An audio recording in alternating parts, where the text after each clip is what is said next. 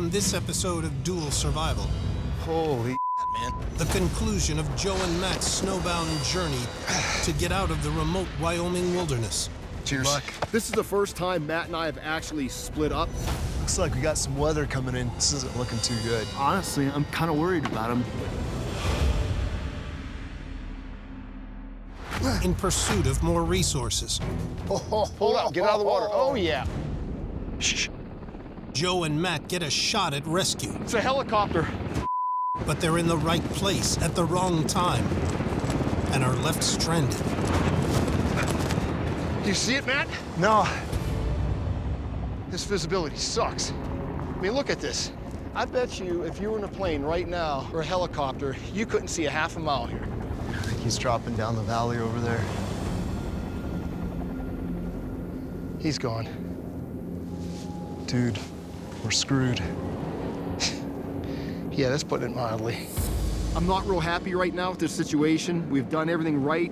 This aircraft did not see us because once again, Mother Nature has played a real hand on us. And quite frankly, I'm sick of it. Remember when we first got here, I did a little recon around the lake?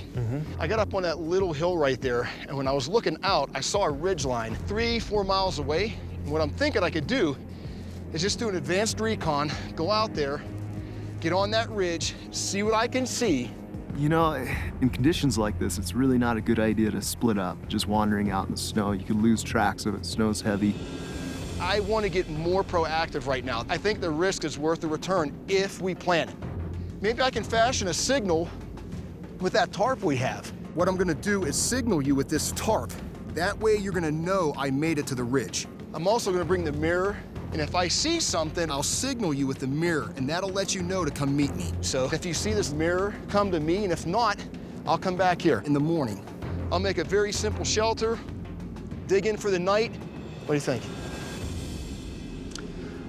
You know, ordinarily I wouldn't like this plan, splitting up. But the reality is, I think we have to keep things going back here. So somebody has to keep the fire going. And seem like you're dead set on going. I had an idea to make snowshoes. Why don't we at least look at that and see if it makes your travel a little bit easier? Yeah, that would help out a lot and definitely cut down on the time for sure. All right. Might work out for us, dude. If it stays like this, you'll have a very good chance of seeing a signal. The wild card in this whole thing is visibility. If Mother Nature dumps on us, no matter what, he's not gonna see that flag. All right, man.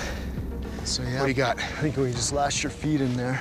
So I brought those treads down to burn the signal, and Matt turned them into snowshoes. Yeah, man, make it tight as you possibly can. That's pretty cool. That is what survival's all about, making something from nothing.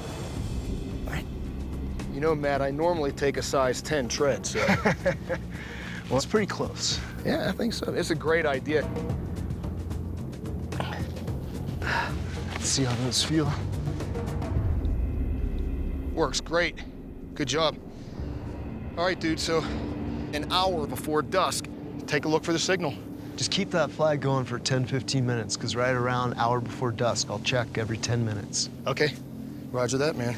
This is gonna work, dude. One way or the other, either I'm coming back or you're coming to see me. Yeah. All right. Cheers. Good luck. While Matt turns his focus to securing more fish, returning to the ice-covered lake.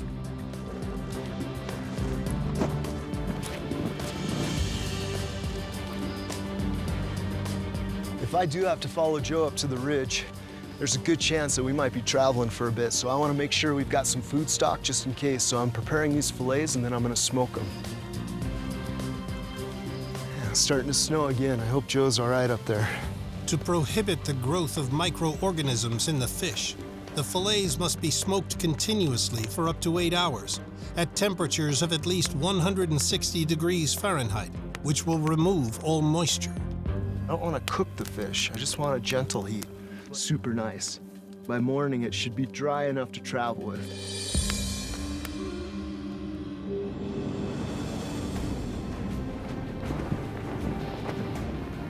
This is the first time Matt and I have actually split up. It's not an easy thing to do, but I'm a big boy, I can take care of myself. I'm going out 3 or 4 miles, and hopefully I can see something That's what this is about. This whole journey is to get to another place where we can see farther out.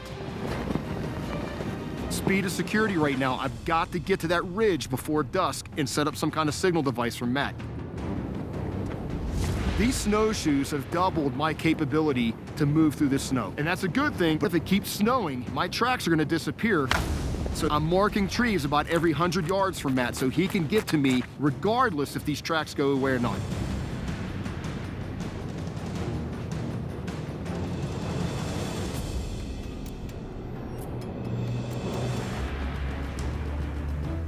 This is about the time Joe and I agreed that I should look for the signal up there.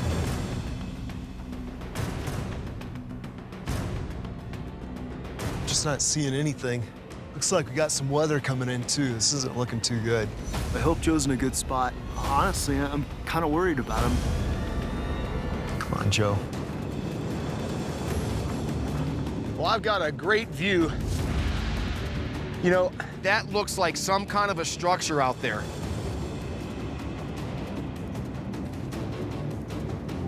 It's a weird shape, and it just doesn't look natural. This is going at an angle and like this. That can't be nature. I am 95% sure that that is a man-made structure, and it's time to signal Matt. This little trip was definitely worth it, no doubt. I need to signal Matt, but right here, he can't see me. So I need to get on the other side of this ridge where I can have a direct line of sight with him. I have to move quickly. If Matt does not see the signal, I've come a long way for nothing, and now I've got to backtrack to link up with him.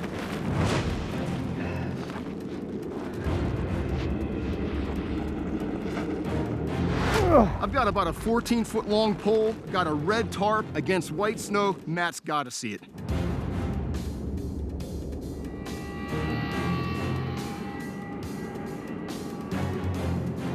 I'm definitely seeing something right up there. There's a little bit of movement up there. Yeah, definitely. I'm seeing a little bit of red flash, a little bit of silver flash. It's gotta be Joe. He's gotta have that reflective tarp right now up on a pole. After signaling with the flag that he has arrived on the ridge, Joe next signals with the mirror to let Matt know that he has seen a possible sign of civilization. I'm seeing a little bit of a flash from the mirror as well.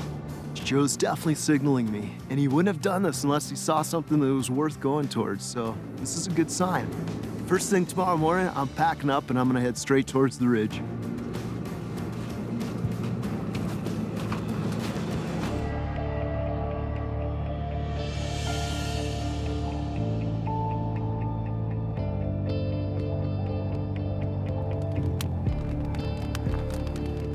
I'm alone for tonight. Joe's signaling me, so tomorrow morning, first light, I'm gonna get up as early as I can and head up there as fast as I can. As a new day dawns in Wyoming's Rocky Mountains, Matt begins his trek towards the ridge where Joe spent the night alone. Joe put up the signal last night. That means he definitely saw something. Got the wheel, some cordage, a little bit of seat cushion. I got the smoked fish. Gotta travel pretty light, but I think these are the best essentials to take. I'm gonna go ahead and bundle up as much as I can and strap on these skis, get a good pace. I wanna get up to Joe as soon as I can, because every second's critical. Joe! Matt! Yeah! Over here! What's up? Hey, buddy. Any problem finding me? No, you had a nice big snow trail. You all right? Yeah. You good up here? Yeah, I'm good. It's a little chilly last night. It's good to see Joe up there. Relatively warm for these conditions and not a Joe-sicle. That tarp, when you put it up, that was awesome. I could see it from a long ways away. Good deal, yeah. In special operations, there's a saying, 1 is none, 2 is 1. Matt and I are back together as a team, and that's a good thing. Let me show you something.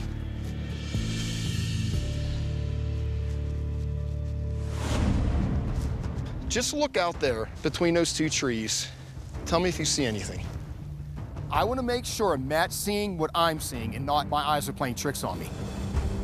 Yeah, there's definitely something out there that doesn't look like it quite fits in with the land. That can't be trees falling over. There's no Yeah, way. It's a different color and it's kind of boxy. Exactly. That's why I signaled you. We should definitely check that out. Roger that, man. Let me pack up my stuff. Give me about 5 minutes. He's describing exactly what I saw. So now that we have a spot that we're going to, we're gonna take down brush and get out of here.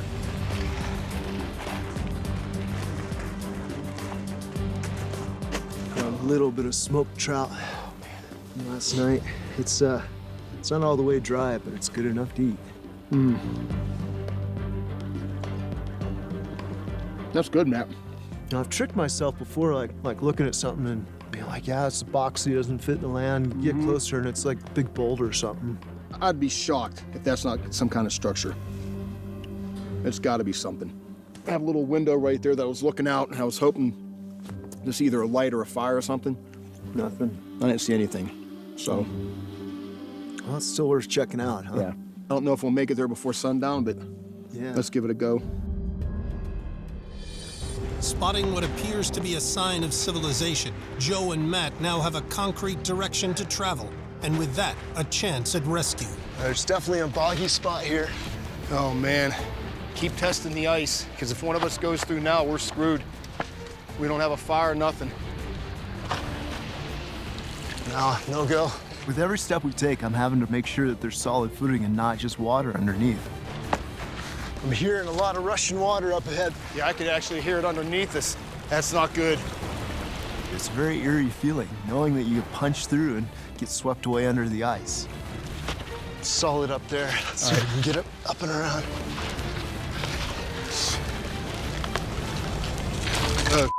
Matt! I'm good. I got you. All right. Yeah. Let's maybe head Yeah. up and around. All right, bro. If somebody goes in the water, that's guaranteed hypothermia. The ominous sound of ice Oh, cracking. man, I heard it too. Nice and slow, brother. This might not be any better. This is a place Matt and I don't want to hang out for too long, so we need to keep moving. In these conditions, it's really tough to build a lodge or a fire. So if we were to get wet, our pants, boots, everything are just gonna freeze on our body. Temperatures here are sub-zero, so it's life-threatening. Oh, man. Let me take a look. Yeah, there ain't no going around this thing, because it just loops right around us. When you come to a creek like this and you know you have to get to the other side, it would be very tempting just to go for it, to walk straight through with your boots on. But the consequences are you have wet boots for hours. Matt, does that log go all the way across? It does, but Why don't we just scoot across that thing, dude? it's pretty sketchy. There's a deep pool right underneath and it's covered with snow. If we fall off that log and go into deep water, not only are we going to be soaking wet our entire bodies, there's no way to dry off. We don't have a fire. It's pretty shallow right here in this wide spot. I think our best bet is just take our boots off, keep them dry, and just go across really fast. Put them on the other side. I hate to agree with you, but you're right. We should do it before we cool down. Yeah, dude, let's not sit here and do the Vulcan mind screw. Let's just do it. When skin is exposed to temperatures below freezing, frostbite can occur. If the temperature is below 15 degrees Fahrenheit, extended exposure can result in deep frostbite, a condition that can lead to blood clots, gangrene, and loss of limbs. Matt's plan's going to be painful, but it's the smart thing to do. You can either get your boots and socks and feet wet, or you can just get your feet wet and put on dry socks and dry boots. So walking across the creek, sucking up the pain right now is the way to go. I'm gonna go ahead and huck these across so we don't have to carry them. Roger that. The thing about winter survival is that you're always bundled up. And this is the first time that we're rolling up our pants and showing off a little skin. Damn, look at those sexy legs. Joe's legs are looking a little pasty, but I told him they were sexy instead. Whose idea was this anyway? Beats me. All right, I'm gonna go ahead. I'm gonna try to start busting out that side. You about ready? Yeah, man, I'm ready whenever you are. Okay. Just, dude, you know the deal. This water's freezing. Yeah. Straight across. So is the snow. Yeah.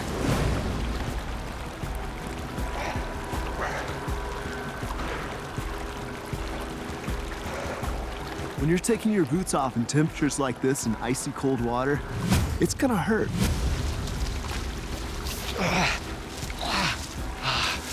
Oh, that was Just that initial shock of putting your toes in the water, they're gonna go numb. It's definitely invigorating, to say the least.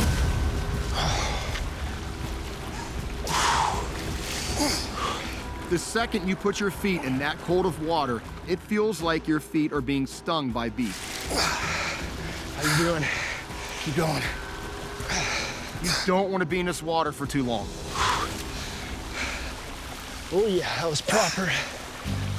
Here's the one of these skis. This was the right decision. We mitigated the risk of falling off the log. We sucked up some pain. Now we can get back on trail and get out of here. Yeah. That'll liven up the day. A lot of people don't know, but you can actually dry off water that is on your body with snow. It basically just absorbs it, and you can brush the snow off, and now your feet are dry. I can't feel my feet right now. Yeah, maybe we'll just break some snow and warm up. Good idea.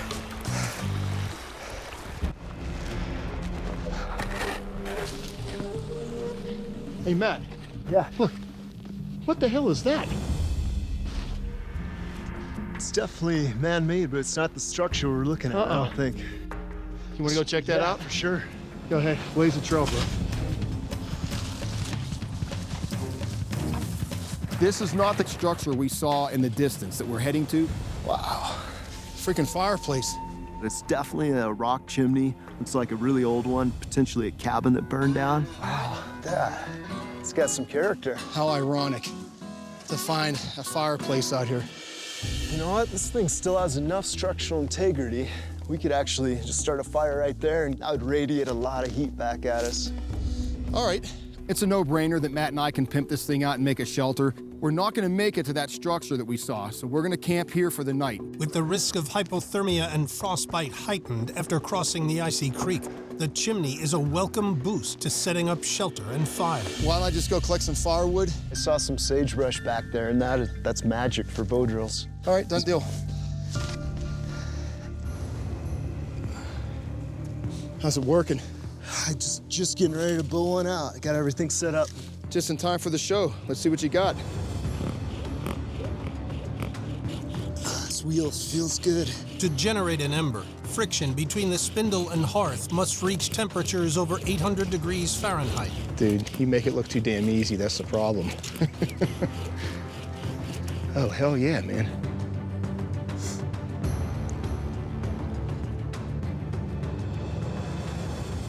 Would you like me to do anything besides watch? Yeah, if you get some other kindling together, that's great. Thank you. Nice. Matt, how many bow drill sets do you think you've made in your life, if you were to guess? I'd say friction fires, certainly in the thousands. No kidding. Yeah, easily. Wow. Well, I'm glad you're here. Because my battery is no longer. I'm kind of glad you're here, too. Yeah, man.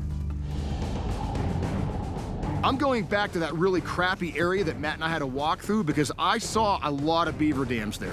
Take a look at this right here. That is definitely a beaver dam. What I'm looking for is signs of activity, and I don't see anything right here, so I'm gonna head upstream a little ways.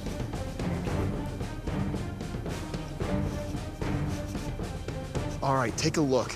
That's where he's going in and out of this dam. I'm setting up a snare in a perfect spot where two little trees are growing up. I'm just gonna loop it over it, take my wire, and tie it to the tree. Okay. That way, if I do snag one, he can't get away. So I've got my snare set between those two trees. I've got my anchor wire. It comes down here to this log. So really, really good spot. With the beaver trap set, Joe must get back to camp before nightfall.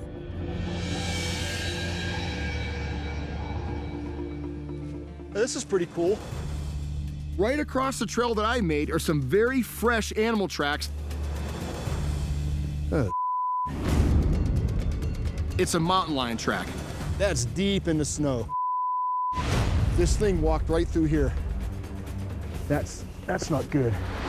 In the western United States, there are an estimated 30,000 mountain lions. These ambush predators can run 50 miles per hour and pounce on their prey from up to 40 feet away, making escape unlikely. I've had about enough of this. I'm gonna head back to Matt and let him know what I just saw. Knowing that a mountain lion passed within 100 yards of me while I was setting up a snare is all I need to see to make a weapon. That was too close of a call.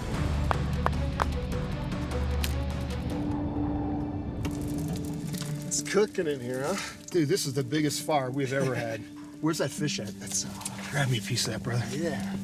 Where we have one more piece of this left? We do. Yep. Oh, man. In the morning, dude, when I get up, I'll go down and check the snare. You know, we get lucky, great. And if we don't, let's just keep going. Dude, I gotta tell you, I think this rate's #1 on the Matt and Joe Hooch and Fire. Phew.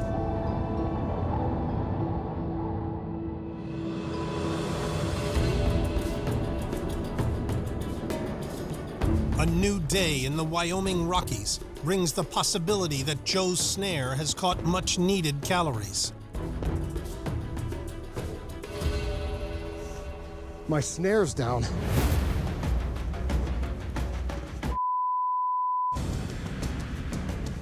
Take a look at that. Look at this.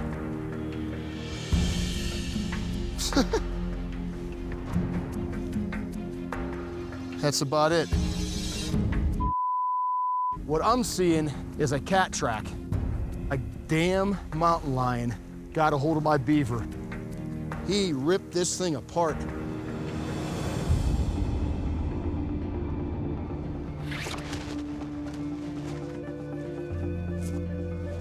Hey, Matt? Yeah. Let me show you what's left of our breakfast. Your friendly neighborhood mountain lion took the rest. Wow, that's surprising. Good for him, though. I mean, there wasn't enough left of that thing to say grace over, dude. It took everything. This was it. There's still some meat on there. We should cook that up. Oh, dude, I'm not eating that. That's a little bit too close for comfort, man. We need a skedaddle, you know. This thing's obviously in the hunting mode. That's all I need to see. You don't want to cook that up? The rest of the meat went with that mountain lion. You know, get it in your head that there's a predatory cat around here. Matt, if you want to keep that, pack it up with us and take it, but let's just get out of here. Let's pack up our camp, dude, and let's put some distance between this thing. Okay. Just to be safe. Yeah, I'm gonna pack it just in case. All right. Kind of looks like a meat flour. Yeah, it looks real good. Joe seems really apprehensive about this mountain lion being around, and he's anxious to go, so I'm gonna go ahead and pack the meat, and we're just gonna head on out of camp and try to get to that structure we saw.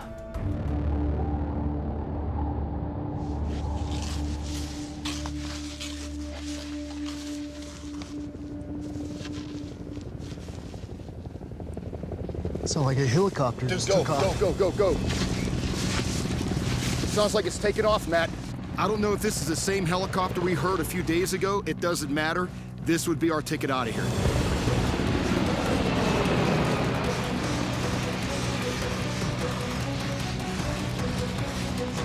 Hey! He never saw us, Matt. There's no way. Matt and I have come a long way to get here. And to get to a place where there's a helo taking off and just missing it by 30 seconds, that would really crush you emotionally. He came from down that valley. Guarantee it. Well, maybe there's something down there worth checking out. Keep going.